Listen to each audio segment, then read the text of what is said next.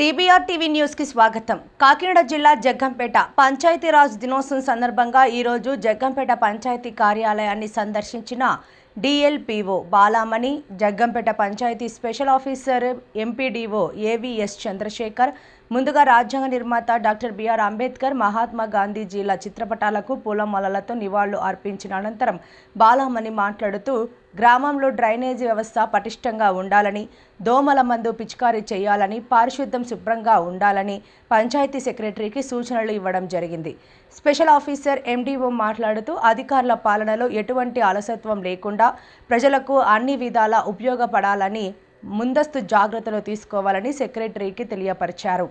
Panchayat secretary Shiva మాట్లాడుతూ ప్రజలకు త్రాగునీరు, పారిశుద్ధ్యం, వీధి లైట్లు తదితర పనులను సమగ్రంగా నిర్వర్తిస్తామని, అలాగే 2025 మరియు 26వ సంవత్సరాలకు సంబంధించి పనులను ఏ విధంగా ప్రణాళికాబద్ధంగా చేపట్టాలో, పూర్తి చేయాలో ఆ రకంగా బాధ్యతలు నిర్వహిస్తామని తెలిపారు.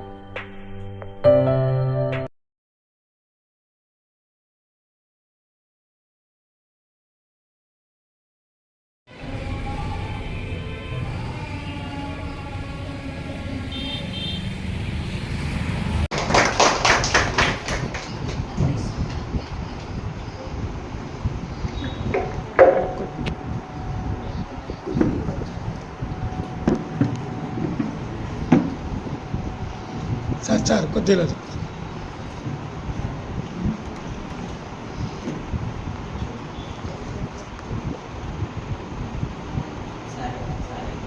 సార్ కొద్దిగా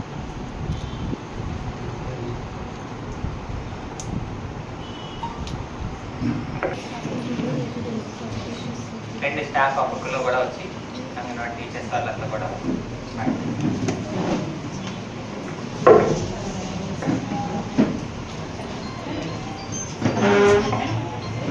వీడియోస్ అప్లోడ్ చేయాలి. నెమ్మదిగా పక్కకు కొట్టండి. అక్కడ అందరికీ మిత్రులు మీకు ఫొటోస్ కూడా వేస్తారు చక్కగా, కాబట్టి మీరు పక్కకు కొట్టి వాళ్ళకి చేయండి. అవన్నీ నువ్వు యాప్ ఫొటోస్ చేస్తాను. సర్వీస్ కూడా రెండమ్మా. గ్రామ సభకు చేసిన అందరికీ కూడా నమస్కారం.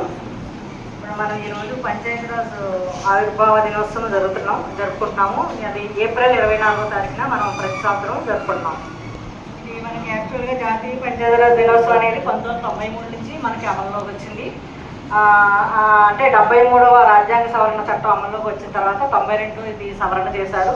93 నుంచి మనకి ఏప్రిల్ 24 నుంచి అమల్లోకి వచ్చింది. ఈ గ్రామ పంచాయతీలు రాజ్యాంగ హోదా దక్కిన దినం కాబట్టి పంచాయతీరాజ్ దినోత్సవం కింద మనం జరుపుకుంటున్నాం. అంటే గాంధీజీ గారు మన కన్నా గ్రామ స్వరాజ్యం సాకారం కావాలంటే పంచాయతీలు బలంగా ఉండాలనేది మనకి అందరికీ తెలిసిన విషయం. అలాగే అధికార వికేంద్రీకరణ ద్వారా గ్రామ సమస్యలు గ్రామంలోనే పరిష్కరించుకోవడం అనేది పంచాయతీరాజ్ ముఖ్య ఉద్దేశం. కాబట్టి మీరు ఏ సమస్యలు ఉన్నా సరే గ్రామ సభలో మీరు గ్రామస్తులు అందరూ వచ్చి చర్చించుకుని దాని ఒక నిర్ణయం అనేది గ్రామ సభలో తీసుకుంటారు. కాబట్టి ఇది ఈరోజు చాలా ముఖ్యమైన దినముగా అని చెప్పేసి మనం పంచాయతీరాజ్ దినోత్సవంలో మనం జరుపుకుంటాం. అలాగే మీకు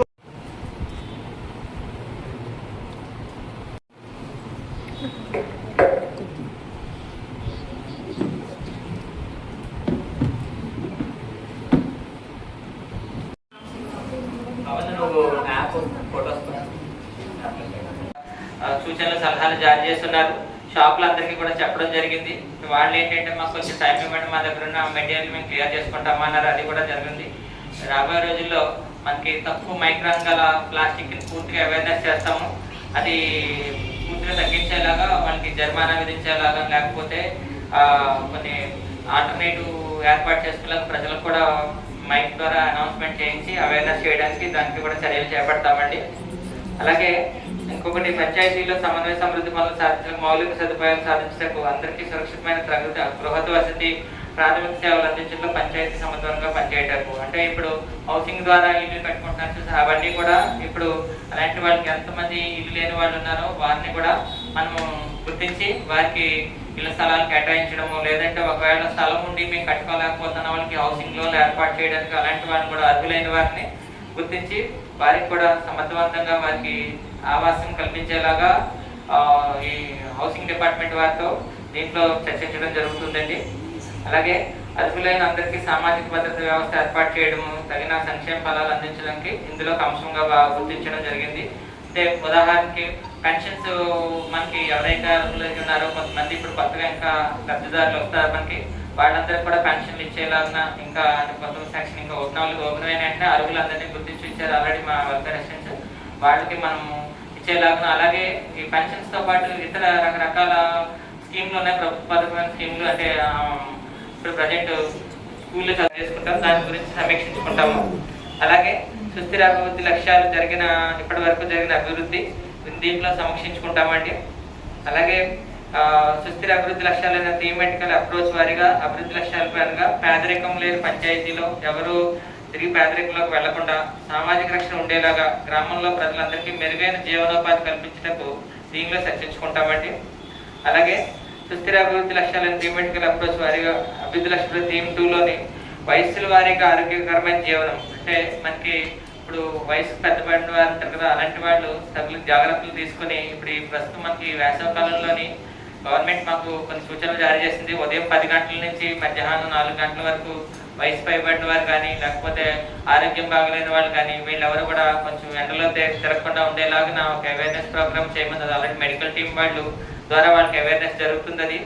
ఈ వడగాల్పులు ఎక్కువగా ఉండడం వల్ల చాలా మంది ప్రాణం కూడా కోల్పోతున్నారని చెప్పేసి ఈ సర్వేలో. కాబట్టి ఇలాంటి జాగ్రత్త ఉండేటట్టు తీసుకునేలాగా ఇందులో ఒక అవగాహన కల్పించేలాగా తీసుకోమన్నారండి. అలాగే పిల్లలందరికీ వారి హక్కులను అనుభవించడానికి సామర్థ్యాన్ని పెంచడానికి మనుగడ అభివృద్ధి భాగస్వామ్యం కల్పించడానికి కూడా దీంట్లో చర్చించబడ్డారు. అంటే ఇప్పుడు పిల్లలకు స్కూల్లో చదివే పిల్లలందరికీ కూడా వారికి స్కూల్ వాతావరణం బాగుందా, వాళ్ళ స్కూల్లో సరైన వసతులు కల్పిస్తున్నారా, భోజనం బాగుందా, లేకపోతే బాత్రూమ్స్ ఏమైనా ఇబ్బంది, ఇలాంటివన్నీ కూడా సో వారి యొక్క లక్ష్యాలన్నీ కూడా పూర్తి అయ్యేలాగా వారికి కూడా సహకరించేలాగా ఇందులో ఒక అంశం ఏర్పాటు చేయడం జరిగిందండి. అలాగే గ్రామంలో అందరికీ సురక్షితమైన త్రాగునీరు, నాణ్యమైన నీటి సరఫరా, నిర్వహణ, వ్యవసాయ అభివృద్ధిలో ముఖ్యంగా కావాల్సిన సాగునీరు రాబోయే తరాల వరకు కూడా అందించడానికి, ప్రణాళికలు తయారు చేయడానికి ఇందులో అంశం చర్చించుకుంటాము.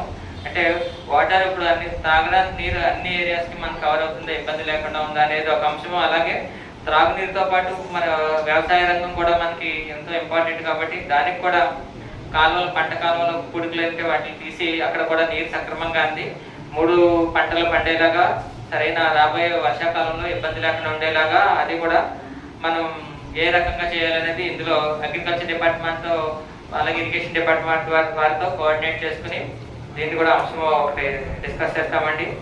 అలాగే మన పిల్లల భవిష్యత్తు కోసం ప్రకృతి ప్రసాదించిన పచ్చదనంతో పాటుగా పర్యావరణం కోసం గ్రామంలో పూర్తిగా ప్లాస్టిక్ వినియోగం నిలుపుదల చేసి కార్యాచరణ చేయడానికి దీనిలో చుట్టుపక్కల ప్రజలతో ఏర్పాటు చేసి మనం ప్రజల్లో అవేర్నెస్ ప్రోగ్రామ్ అవగాహన కల్పించడం ద్వారా రకరకాల ప్రోగ్రామ్స్ ద్వారా అవగాహన కల్పించడం ద్వారా ఇది ఒక అంశం చర్చిస్తున్నామండి. ఇది గతంలో కూడా మనం జగ్గంపేటలో మనం ప్రపోజల్ పెట్టాము. రేపు మే 1 నుంచి కానీ మ్యాక్సిమం మా వంతు ప్రయత్నం చేస్తాము. గౌరవ డిప్యూటీ ఎంపీడీఓ గారు గౌరవ ఎంపీడీఓ గారు మాకు ప్రత్యేక అధికారిగా ఉన్నారు. సార్ కూడా మన ఫస్ట్ మీటింగ్లోనే ఈ ప్లాస్టిక్ మీద పూర్తి ఎవ్రీడే మార్నింగ్ 6 o'clock కల్లా ఫీల్డ్లో ఉంటే శానిటేషన్ చూడండి. ఎందుకంటే ఇప్పుడు మనం తీర్మానించిన తీర్మానాలు ఇవన్నీ కూడా అందులో అంతర్లీనమే ఉన్నాయి. ఈ వర్క్స్ అన్నీ కూడా ఆల్రెడీ డిఎల్పీ గారు చెప్పారు. మీ అందరికీ బాధ్యత మనం తీసుకుని మనం పూర్తి చేద్దాం. క్లీన్ జగ్గంపేట కింద మనం చూపించాలి జగ్గంపేట. ఎందుకంటే ఇప్పుడు దాకా ఉన్న పరిస్థితి వేరు, ఇప్పుడు వచ్చి చేయవలసిన బాధ్యత మనదే. మన హయంలో మన గవర్నమెంట్ మన నడుపుతుంది. పొలిటికల్ స్ట్రక్చర్ లేదు ఇందులో. మనమే డెసిషన్ తీసుకుంటాం, మనమే ఫైనల్ చేసుకుంటాం, మనమే కార్యక్రమం నిర్వహించాం. కాబట్టి ఇంత ముందు కన్నా కూడా బాధ్యత మనకు ఎక్కువైంది. దాన్ని దృష్టిలో పెట్టుకుని మనం అందరం కూడా శానిటేషన్ చేయడం కానీ, డ్రింకింగ్ వాటర్ సప్లై కానీ, ఏది ఇష్యూస్ ఇవ్వంటే మనకి వీటి మీద దృష్టి పెట్టి జగ్గంపేట పంచాయతీని విజిబుల్లీ క్లీన్ పంచాయతీగా తయారు చేద్దామని చెప్పేసి మిమ్మల్ని అందరికీ కోరుతున్నాను. దాన్ని ఆమోదిస్తూ మీరందరూ కూడా ఈ హర్షణ వ్యతిరేక పుస్తకాలు కోరుతున్నాను. ఎవ్రీడే మార్నింగ్ 6 o'clock కల్లా ఫీల్డ్లో ఉంటే శానిటేషన్ చూడండి. ఎందుకంటే ఇప్పుడు మనం తీర్మానించిన తీర్మానాలు ఇవన్నీ కూడా అందులో అంతర్లీనమే ఉన్నాయి. ఈ వర్క్స్ అన్నీ కూడా ఆల్రెడీ డిఎల్పీ గారు చెప్పారు. మీ అందరికీ బాధ్యత మనం తీసుకుని మనం పూర్తి చేద్దాం. క్లీన్ జగ్గంపేట కింద మనం చూపించాలి జగ్గంపేట. ఎందుకంటే ఇప్పుడు దాకా ఉన్న పరిస్థితి వేరు, కొంచెం చేయవలసిన బాధ్యత మనదే. మన హయాంలో మన గవర్నమెంట్ మన నడుపుతుంది. పొలిటికల్ స్ట్రక్చర్ లేదు ఇందులో. మనమే డిసిజన్ తీసుకుంటాం, మనమే ఫైనల్ చేసుకుంటాం, మనమే కార్యక్రమం నిర్వహించాం. కాబట్టి ఇంత ముందు కన్నా కూడా బాధ్యత మనకు ఎక్కువైంది. దాన్ని దృష్టిలో పెట్టుకుని మనం అందరం కూడా శానిటేషన్ చేయడం కానీ, డ్రింకింగ్ వాటర్ సప్లై కానీ, ఏది ఇష్యూస్ ఇవ్వంటే మనకి వీటి మీద దృష్టి పెట్టి జగ్గంపేట పంచాయతీని విజిబుల్లీ క్లీన్ పంచాయతీగా తయారు చేద్దామని చెప్పేసి మిమ్మల్ని అందరికీ కోరుతున్నాను. దాన్ని ఆమోదిస్తూ మీరందరూ కూడా ఈ హర్షణ వ్యతిరేక కృతులుగా కోరుతున్నాను.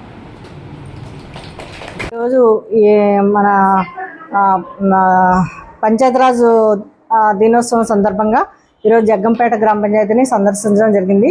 అలాగే ఇక్కడ జరుగుతున్న గ్రామ సభలో పార్టిసిపేట్ చేయడం జరిగింది. ఈరోజు అంటే మనకి 1992లో 73వ రాజ్యాంగ సవరణ చట్టం 1992 ద్వారా పంచాయతీరాజ్ వ్యవస్థకి ఈ నీటి ఎద్దడి అది లేకుండా ఎక్కడైతే మన ప్రయాణికులు కానీ బస్ స్టాండ్ల దగ్గర కానీ పంచాయతీల దగ్గర కానీ ఎక్కడైతే ముఖ్య ప్రదేశాల కూడలలో ఈ చలివేంద్రాలు ఏర్పాటు చేయమని ఇదివరకే 1 నెల క్రితమే మనకి కలెక్టర్ గారు ఆదేశాలు ఇచ్చారు. ఎంపీడీఓలు అందరికీ మన పంచాయతీలో కూడా చలివేంద్రాలు ఏర్పాటు చేయడం జరిగింది.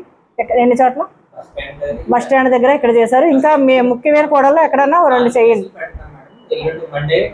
ఇంకొక 2 చోట్ల ఏర్పాటు చేయడం జరుగుతుంది. ఇప్పుడు 2 చోట్ల ఉన్నాయి, బస్ స్టాండ్ దగ్గర, పంచాయతీ దగ్గర 4 ప్లేసులో. అదే ఆ ముఖ్యమైన కూడల్లో ఎక్కడైతే ఉన్నాయో అక్కడ కూడా ఇంకా ఏర్పాటు చేయవలసిందిగా నేను సెక్రటరీ గారికి నేను చెప్తాను. ఆ ప్రకారం చేస్తారు. పంచాయతీ ఎన్నికలు జరిగే వరకు వీళ్ళు ఈ కొనసాగుతారు స్పెషల్ ఆఫీసర్స్ అనేది.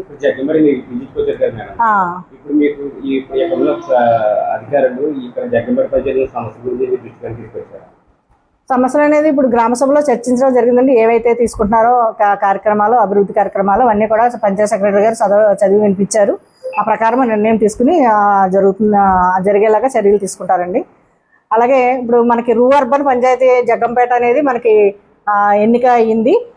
అంటే 10,000 జనాభా ఎక్కువైతే ఎక్కడైతే మనకి ఉంటారో అవన్నీ కూడా అర్బన్ పంచాయతీలుగా, ₹1 కోటి ఎక్కువ పైబడి ఆదాయం ఉన్న పంచాయతీలన్నీ కూడా అర్బన్ పంచాయతీలుగా నిర్ణయించారండి మన కమిషనర్, శ్రీయుత గౌరవ కమిషనర్ గారు. ఆ ప్రకారము ఇప్పుడు ఈ చెత్తరహిత గ్రామంగా ఏదైతే తీర్చిదిద్దాలని అనుకున్నారో దానికి ఒక కొత్త రూపురేఖలు తీసుకురావడం కోసం SHG గ్రూప్స్, గ్రామాల్లో ఉండే SHG గ్రూప్స్ వాళ్ళతో సంప్రదించి మన పంచాయతీ సెక్రటరీ గారు కానీ మన స్పెషల్ ఆఫీసర్ గారు కానీ వాళ్ళతో సంప్రదించి ఒక అగ్రిమెంట్ అనేది తీసుకుని ఆ షెడ్ వాళ్ళకి హ్యాండ్ఓవర్ చేయమని చెప్పారండి. అంటే క్లాపత్రాలు చెత్త తీసుకెళ్తే తడి చెత్త, పొడి చెత్త వేరుగా తీసుకెళ్ళాలి.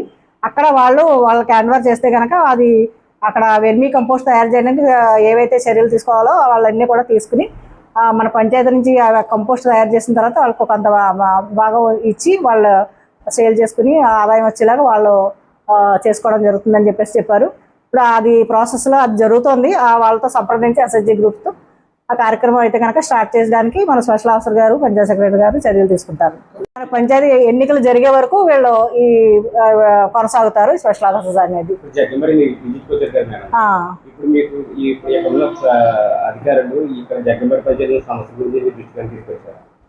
సమస్యలు అనేది ఇప్పుడు గ్రామ సభలో చర్చించడం జరిగిందండి. ఏవైతే తీసుకుంటున్నారో కార్యక్రమాలు, అభివృద్ధి కార్యక్రమాలు అన్నీ కూడా పంచాయతీ సెక్రటరీ గారు చదివి వినిపించారు. ఆ ప్రకారం నిర్ణయం తీసుకుని జరిగేలాగా చర్యలు తీసుకుంటారండి. అలాగే ఇప్పుడు మనకి అర్బన్ పంచాయతీ జగ్గంపేట అనేది మనకి ఎన్నిక అయ్యింది. అంటే 10,000 జనాభా ఎక్కువైతే ఎక్కడైతే మనకి ఉంటారో అవన్నీ కూడా అర్బన్ పంచాయతీలుగా, ₹1 కోటి ఎక్కువ పైబడి ఆదాయం ఉన్న పంచాయతీలన్నీ కూడా అర్బన్ పంచాయతీలుగా నిర్ణయించారండి మన కమిషనర్, శ్రీయుత గౌరవ కమిషనర్ గారు. ఆ ప్రకారము ఇప్పుడు ఈ చెత్తరహిత గ్రామంగా ఏదైతే తీర్చిదిద్దాలని అనుకున్నారో దానికి ఒక కొత్త రూపురేఖలు తీసుకురావడం కోసం SHG గ్రూప్స్, గ్రామాల్లో ఉండే SHG గ్రూప్స్ వాళ్ళతో సంప్రదించి మన పంచాయతీ సెక్రటరీ గారు కానీ మన స్పెషల్ ఆఫీసర్ గారు కానీ వాళ్ళతో సంప్రదించి ఒక అగ్రిమెంట్ అనేది తీసుకుని ఆ షెడ్ వాళ్ళకి హ్యాండ్ఓవర్ చేయమని చెప్పారండి. అంటే క్లాపత్రాలు చెత్త తీసుకెళ్తే తడి చెత్త, పొడి చెత్త వేరుగా తీసుకెళ్ళాలి. అక్కడ వాళ్ళకి హ్యాండ్ఓవర్ చేస్తే కనుక అది అక్కడ వెర్మీ కంపోస్ట్ తయారు చేయడానికి ఏవైతే చర్యలు తీసుకోవాలో వాళ్ళన్నీ కూడా తీసుకుని మన పంచాయతీ నుంచి కంపోస్ట్ తయారు చేసిన తర్వాత వాళ్ళకి కొంత బాగా ఇచ్చి వాళ్ళు సేల్ చేసుకుని ఆదాయం వచ్చేలాగా వాళ్ళు చేసుకోవడం జరుగుతుందని చెప్పారు. ఇప్పుడు అది ప్రాసెస్లో అది జరుగుతుంది. వాళ్ళతో సంప్రదించి SHG గ్రూప్తో ఆ కార్యక్రమం అయితే కనుక స్టార్ట్ చేయడానికి మన స్పెషల్ ఆఫీసర్ గారు, పంచాయతీ సెక్రటరీ గారు చర్యలు తీసుకుంటారు.